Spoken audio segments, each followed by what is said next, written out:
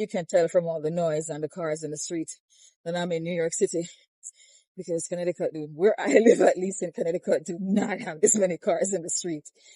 Anyway, and Gale of 876 documents, we help Jamaicans no matter where in the world they are. Someone asked me today if we assist Jamaicans who are in the United Kingdom.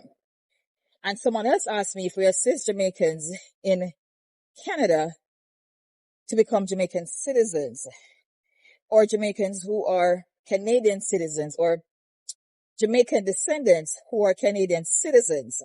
It doesn't matter where in the world you are. Wherever you are, 876 documents can assist you. And it doesn't matter what country you have citizenship for. You may still apply for your Jamaican citizenship as long as your parents or grandparents are Jamaican citizens. I am Gail of 876 documents.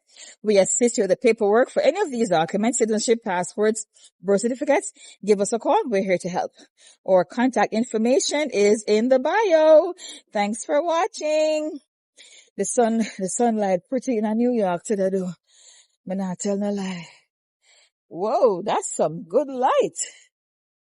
Yeah, and then it's showing my hair needs relaxing.